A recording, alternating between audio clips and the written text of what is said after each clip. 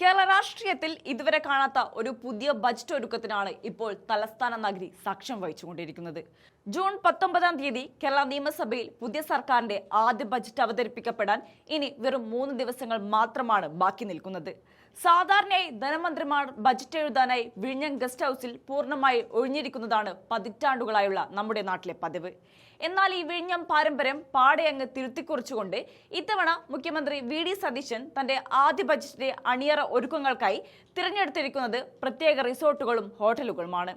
Kovalam guest house, Mascot hotel, മുഖ്യമന്ത്രിയുടെ conference hall എന്നിവിടങ്ങളിലേക്ക് budget തയ്യാറെടുപ്പുകൾ മാറ്റിക്കൊണ്ട് തികച്ചും വ്യത്യസ്തമായ ഒരു ശൈലിയാണ് അദ്ദേഹം സ്വീകരിച്ചിരിക്കുന്നത്. വലിയൊരു ചരിത്രപരമായ സവിശേഷതയും ഈ ബജറ്റ് അവതരണത്തിനുണ്ട്.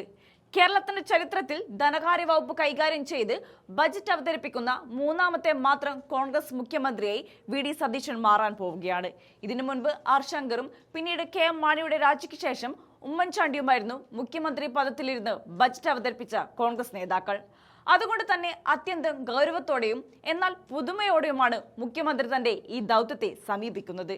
പകൽ മുഴുവൻ മുഖ്യമന്ത്രിയെ ഔദ്യോഗിക ചുമതല നിർവഹിക്കുകയും രാത്രിയിൽ പൂർണ്ണമായി ധനമന്ത്രിയുടെ റോളിലേക്ക് മാറുകയും ചെയ്യുന്ന വിസ്മയകരമായ ഒരു ടൈം മാനേജ്മെന്റാണ് കഴിഞ്ഞ ദിവസങ്ങളിൽ തിരുവനന്തപുരത്ത് കണ്ടത്. ഉച്ചവരെ കന്റോൺമെന്റ് ഹൌസിലും ഓഫീസിലുമായി അത്യാവശ്യ സന്ദർശകരെ കാണാനും പൊതുപരിപാടികളിൽ പങ്കെടുക്കാനും മുഖ്യമന്ത്രി സമയം കണ്ടെത്തുന്നുണ്ട്. എന്നാൽ ഉച്ച കഴിയുന്നതോടെ അദ്ദേഹം നേരെ റിസോർട്ടുകളിലെയും ഗസ്റ്റ് ഹൌസുകളിലെയും പ്രത്യേക ബജറ്റ് ക്യാമ്പുകളിലേക്ക് മാറും. അവിടെ നിന്ന് അർദ്ധരാത്രിയും കടന്ന് പുലർച്ചെ വരെ നീളുന്ന കടുത്ത ബജറ്റ് നിർമ്മാണ ചർച്ചകളാണ് നടക്കുന്നത്. ബജറ്റിന്റെ അതീവ രഹസ്യാത്മക സൂക്ഷിക്കേണ്ടതുള്ളതിനാലും കനത്ത ശ്രദ്ധ ആവശ്യമായതിനാലും ജൂൺ 19 വരെ സന്ദർശകർക്ക് കർശന നിയന്ത്രണമാണ് ഏർപ്പെടുത്തിയിരിക്കുന്നത്.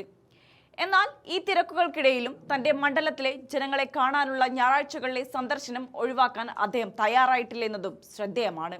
സഹാനുഭൂതിയിലൂന്നിയ സദ്ഭരണവും അന്താരാഷ്ട്ര വികസന കാഴ്ചപ്പാടും ഒത്തുചേരുന്ന ഒരു ബജറ്റാണ് വി.ഡി. സതീശൻ ലക്ഷ്യമിടുന്നത്. തിരഞ്ഞെടുപ്പ് കാലത്ത് ജനങ്ങൾക്ക് നൽകിയ വലിയ വാഗ്ദാനമായ ഇന്ദിരാ ഗ്യാരണ്ടി നടപ്പിലാക്കാനുള്ള വലിയ തുക കണ്ടെത്തുക എന്നതാണ് അദ്ദേഹത്തിന് മുന്നിലുള്ള ഏറ്റവും വലിയ വെല്ലുവിളി. കേന്ദ്ര വിഹിതത്തിൽ ഉണ്ടാകുന്ന കുറവുകളും മുൻ ബജറ്റുകളിലെ കണക്കുകളിലെ പാളിച്ചകളും ഉയർത്തുന്ന വലിയ പ്രതിസന്ധികളെ മറികടക്കാൻ സംസ്ഥാനത്തിന്റെ തനത് നികുതിയിതര വരുമാനങ്ങൾ വർദ്ധിപ്പിക്കാനുള്ള പുതുവഴികളാണ് ഈ ക്യാമ്പുകളിൽ ചർച്ചയാകുന്നത്. കൂടാതെ കിഫ്ബിയുടെ ഘടനയിൽ വലിയ പൊളിച്ചെഴുത്തും ഈ ബജറ്റിൽ പ്രതീക്ഷിക്കുന്നുണ്ട്. വ്യാപാരി വ്യവസായികൾ, തൊഴിലാളി യൂണിയനുകൾ, കർഷക വിദ്യാർത്ഥി സംഘടനകൾ, ആശാ വർക്കർമാർ, കുടുംബശ്രീ പ്രവർത്തകർ തുടങ്ങി സമൂഹത്തിന്റെ എല്ലാ മേഖലകളിലുള്ളവരെയും ഉദ്യോഗസ്ഥരെയും ആഴ്ചകൾ നീണ്ട ജനാധിപത്യപരമായ ചർച്ചകൾ നടത്തിയാണ് മുഖ്യമന്ത്രി ഈ ബജറ്റിന് രൂപം നൽകിയിരിക്കുന്നത്.